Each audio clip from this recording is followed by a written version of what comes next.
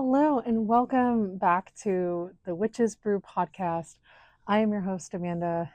This is your place for a weekly witchy topic. In this week's topic, we're talking about cleansing. If I have time, I will also talk about protection, but I really have a feeling that this is going to be a two-part series. So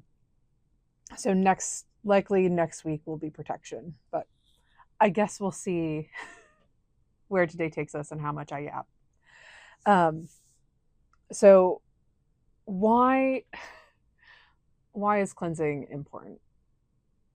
I feel like many of you already know why cleansing is important. This is the way I see it, though. Every interaction that you have in life, including this one.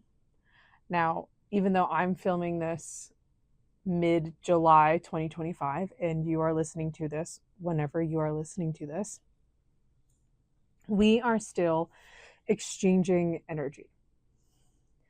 And you do that with every interaction that you have, whether it is in person, face to face, whether it is online, through social media, you are still exchanging energy. And let's be honest, not everyone's intentions are great. Not every interaction goes well. I know I don't want to interact with every single person that I have to interact with. And we'll just leave it at that.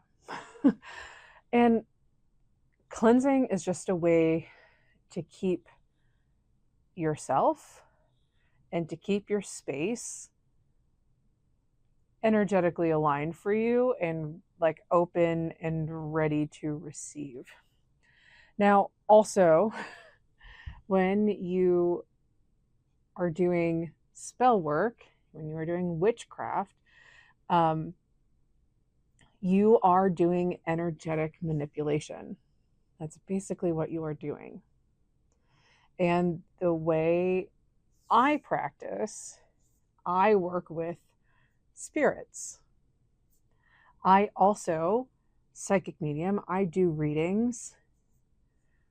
I have a lot of spirits coming in and out of my place. I also have a very public platform. So I'm making a lot of interactions throughout the day, even though I'm not actively trying to do so, right? Every view, like, comment, that's also an interaction. So that is why I definitely need to do a better job of cleansing. I do have a practice in place, and we'll talk about that later. Okay, I think that's all I have about the importance of cleansing. I'm sure I could talk about this forever. There are different ways to cleanse, and hopefully this will give you some ideas, because I'm not here to tell you, as I've stated before, I'm not here to tell you what to do. I'm not here to tell you like, oh, you should be doing this and you shouldn't be doing that. This is just some suggestions. Take it or leave it. And hopefully you already have some sort of cleansing in place for yourself already. And this can just be used to enhance that. And if you don't already have a cleansing process in place, which is fine if you don't, but hopefully this will give you some ideas on how to get you started. So I guess we'll kind of talk about what you can cleanse and then how you can cleanse those things. You can cleanse pretty much anything.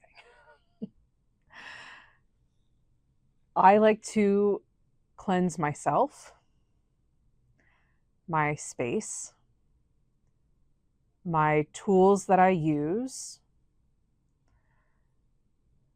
Every once in a while, I like to do a nice cleanse of my social medias.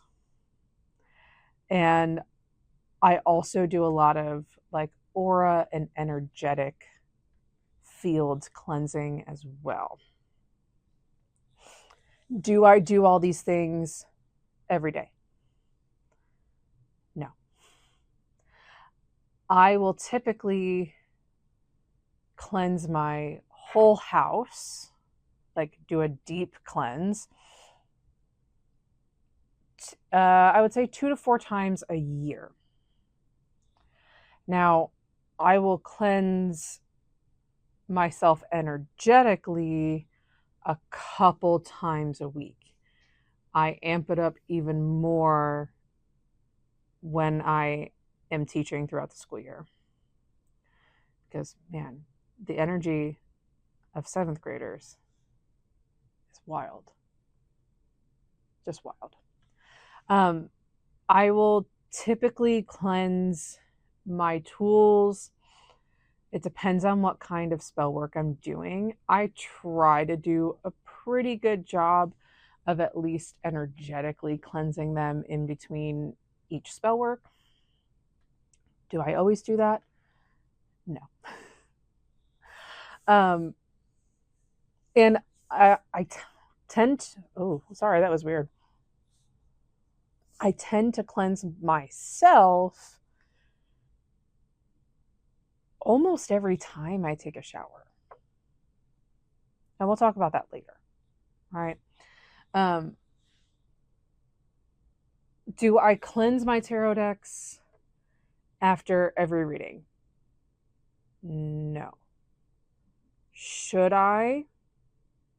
Probably. Just gonna be so honest. Probably. Will I? Probably not. I should actually probably go through and cleanse these though, if I'm being completely honest. Especially, I have 3 tarot decks that are just constantly sitting out. So if I need one, I can just grab one. And it's just so much easier than having to put them back every time. I should probably cleanse those more often. Let's talk about how you can cleanse. I have a handful of products over here. There are obviously things that you can buy. There are also ways you can do this without having to buy anything. Probably, I think one of the most popular things people think about when they think about cleansing is smoke cleansing. It's not always my favorite option. I'm going to be honest. I have a bundle of sage here. I have a stick of Palo Santo. I'm going to be so honest. I've never saged my house. I've never done anything like that, not even saged my space. I've mentioned before, my husband is very sensitive to smells like that. And he just doesn't always respond really well. So I think for me, it's just more convenient to do this another way. But some people swear by this. And this is all they'll use. You can also use incense as well, which I tend to use incense to cleanse my recording space down here in kind of the basement. Which I should probably light one after I record this. And then also to cleanse my tools. That is probably, other than energetic cleansing, that is probably the most frequent thing that I use is incense. Is there one incense that is particularly better than others? I think that's up to you. I tend to use a lot of frankincense and myrrh incense. That's just because the spirits that I work with tend to like those, or some of like the lighter ones. I have one that is called Clarity that I really like. Another one that is Rose and Raspberry. That's the one that I usually use when I'm working with some of the mother energies as well as Aphrodite. Again, have to be careful with incense because my husband has a sensitiveness. So other ways that you can cleanse. Selenite is another really popular one. Some people will just take their selenite and just place it on top of their tarot deck.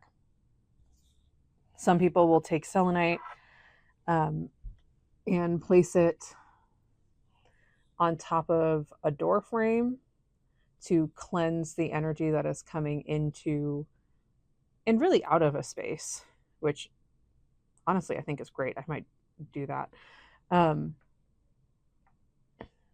at the front door and maybe the kids' rooms. Again, another very popular option. There's a lot of things that you can do with selenite. Work with it however you see fit. My favorite is candle cleansing. This is just a regular white chime candle that I have. If my son was not taking a nap right now, I would go up and grab the 7-day candle that I have. And that's the one that I use to cleanse my whole house. So that is the really deep cleansing one. I'm trying to hold off cleansing until this baby comes or closer to it, just so we can have some nice fresh energy for when a new little one comes.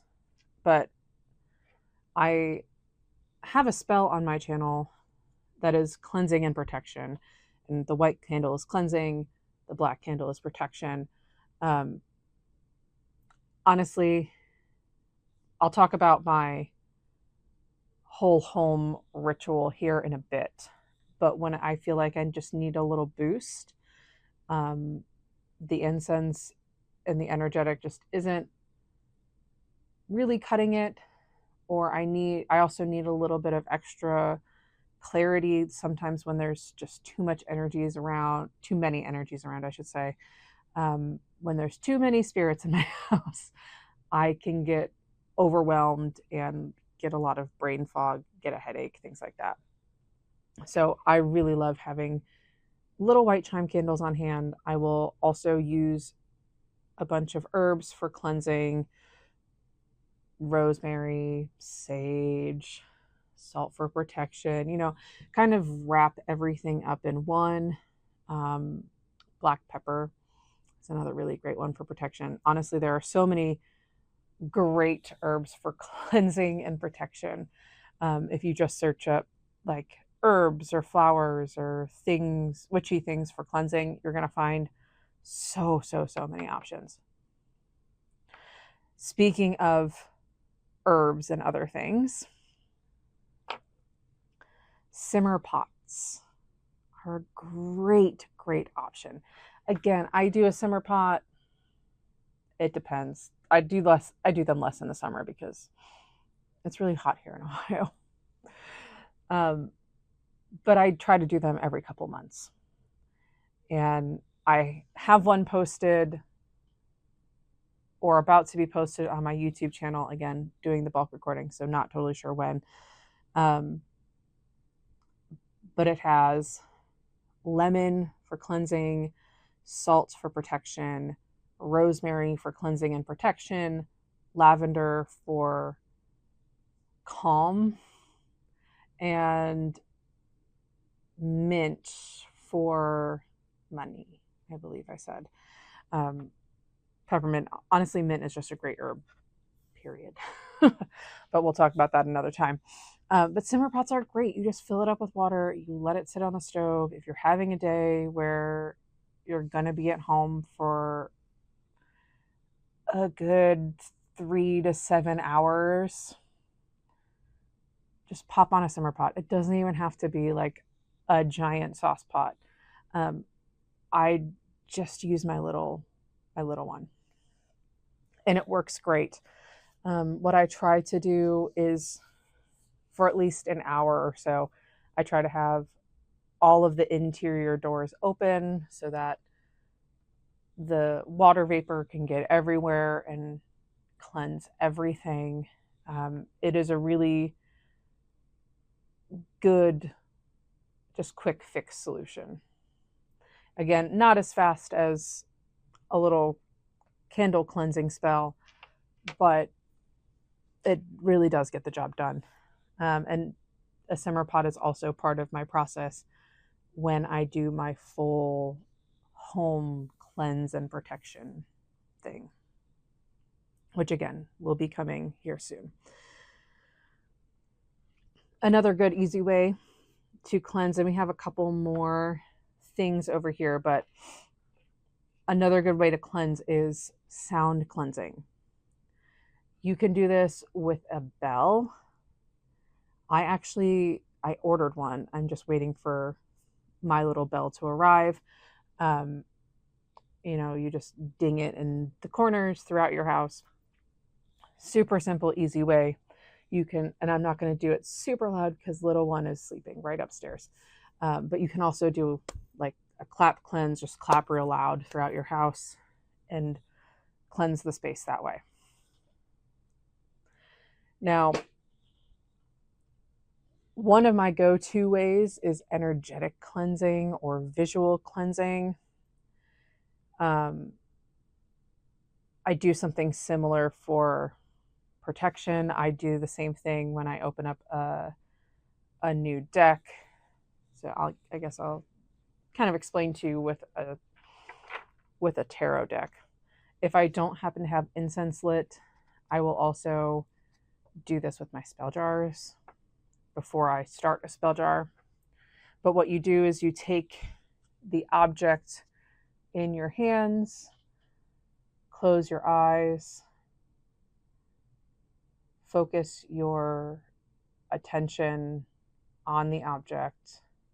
You realize as you're doing this, if you haven't tried it yet, as you're doing this for the first time, you'll realize that your energy shifts and you can start feeling the energy in your hands as you're doing this. And then I like to picture the energy from my own body going through whatever object I'm holding and around it from both sides of my palm. Okay.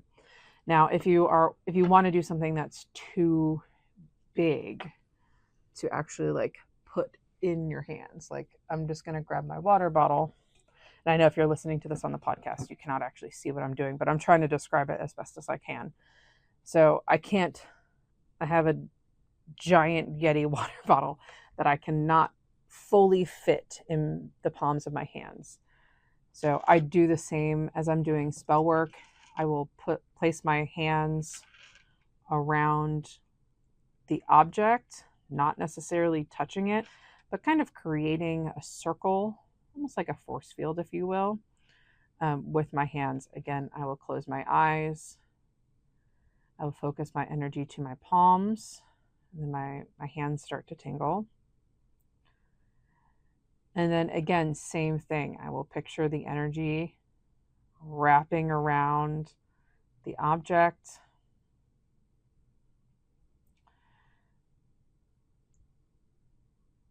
Sometimes when I do this, most of the time I will visualize a light that is kind of encircling the object and then going through the object as well.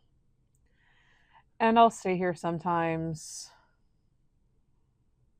for 15 to 30 seconds, sometimes a minute or more, typically not more than a minute, but I guess it depends on what object I'm cleansing. And there you go. I use that a lot for my house in between cleanses. If I feel like I need a little bit of extra boost, I do something similar with protection. And when I film the protection episode, I will talk about that a little bit more in depth on what I am actually visualizing when I do that. The final cleansing thing that I have on my list, and again, you might have some other ones, is water. Water is fantastic for cleansing. I have 2 products here with me, and we'll talk about both these. However, the way that I typically use water for cleansing is when I'm in a shower or when I am taking a bath. Sometimes, especially after a very difficult class that I am teaching, I will go wash my hands and do that way. But really all I'm doing is, as I'm standing in the shower, I set the intention that the water, as it's hitting my body, is also washing away any negative energy, any energy that is not mine, et cetera, et cetera, et cetera. And as I said that, I just had another energetic field cleansing thing pop into my head. So we'll talk about that in a bit too. But I will picture the water running over me, taking all the negative energy off and sending it down the drain. And then once I feel like that's good enough, it depends on how frequently I do this. Sometimes when I forget, it takes a little longer. And then I will picture, the new water that is flowing over me is now kind of rejuvenating and revitalizing my energy. So it is both cleansing, taking stuff away, and also adding. So the products that I have in front of me, we have Florida Water, which is great for both cleansing and protection. So you'll also see this in the protection video, or hear about it in the protection podcast. And then we also have, this is from Aromafume. They were a company that I did a video for, last fall. And this is their Californian White Sage. And you can find sage sprays at a lot of different companies. This is not the only one. If you search sage spray or cleansing spray, I'm sure you will find a bunch. Florida Water also makes soap. They make sprays as well. And you can also make your own Florida Water, which I feel like is great too. Both of these are really good options for just a quick little cleanse if you need something. People will sometimes put Florida Water in like their mop water or like dishwater, things like that, or in their simmer pots. There are a bunch of different uses for Florida Water. People will also clean their windows with it, wash their tables with it. Moon water is also really great for this. There's just something so cleansing about water, and Florida Water is infused with extra herbs and extra properties to help and aid in cleansing and also protection. No, it is not just water from Florida. So the other thing that popped into my head is the energetic field cleansing. This is how I cut my energetic ties. We talked about at the beginning of this episode, every interaction that you have creates an energetic tie and an energetic link. And it's really good to just kind of cut those off every once in a while, trim the ends up, send their energy back to them, send your energy back to you, and move on from your life. If you are feeling especially drained or tired, you might benefit from an energetic cleanse like this. You don't have to do a dramatic cord cutting ritual every single time for every single energy exchange that you have. That's just not practical. So, what I will do is I will call in my spirit team. I will often call in Archangel Michael. I will call in whoever else I feel is around and is ready and willing to help. And then I ask them to cut all of my energetic ties.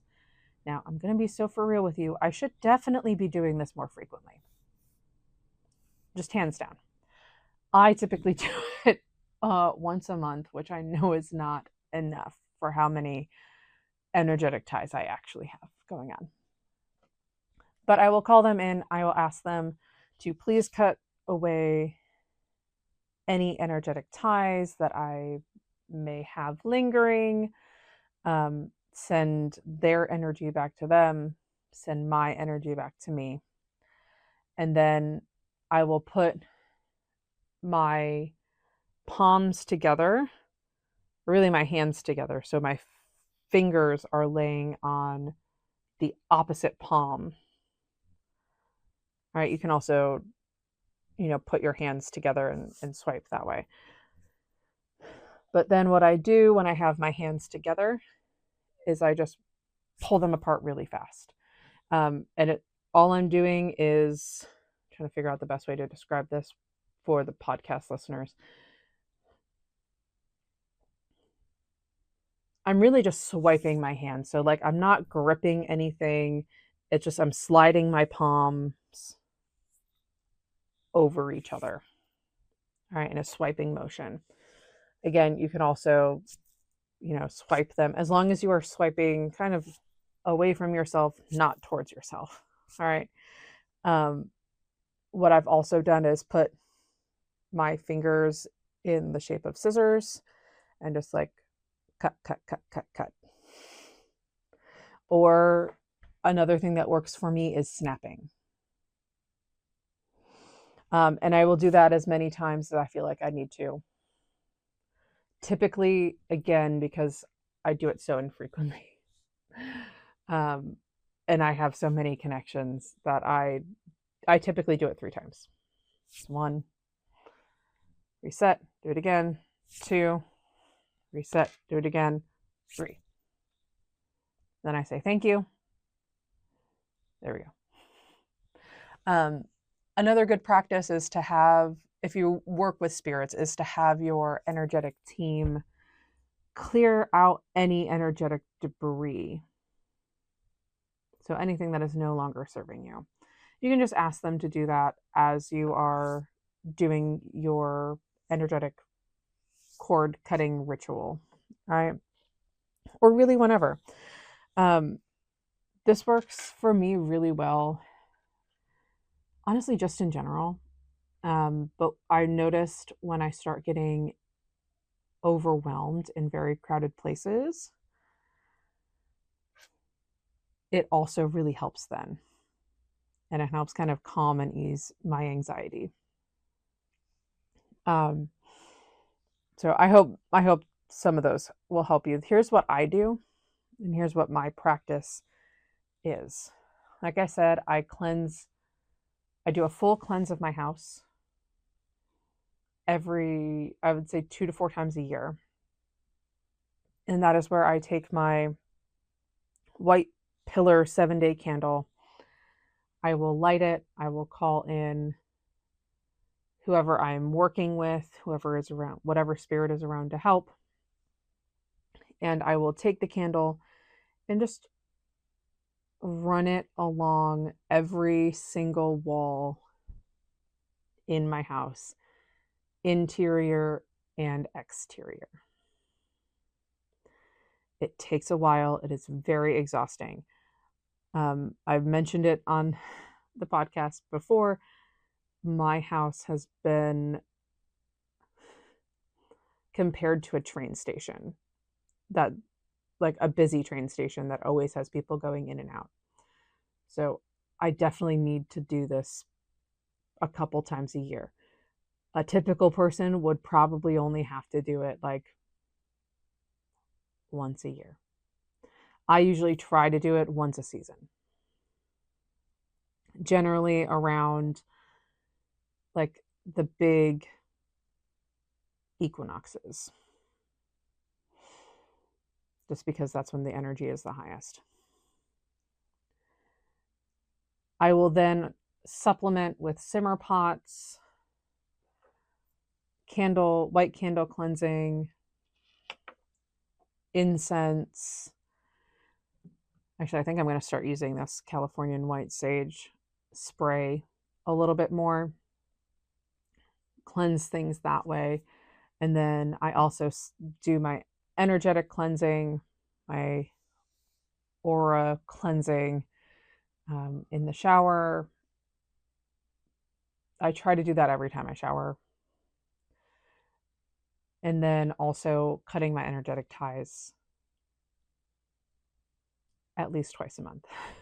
I should probably do it more though. One thing we didn't talk about was doing a social media cleanse. And that is super easy. So that's going to be the last thing we end on. What I do for that is I will not turn off my phone, but like make sure the screen is locked. I will put my phone in between my hands. And again, I will picture the light and the energy from my hands going through my phone, cleansing it.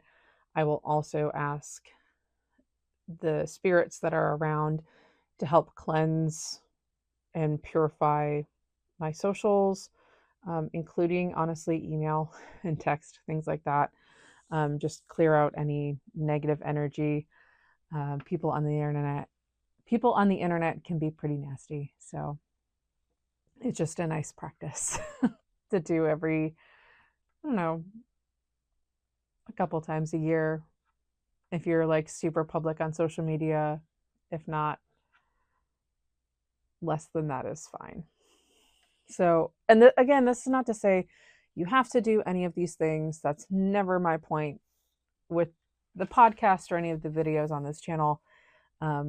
This is simply to give you some ideas to help enhance your practice, rather than to be like, you have to do this, and if you don't do this, you are a terrible witch. That's not at all what we're going for.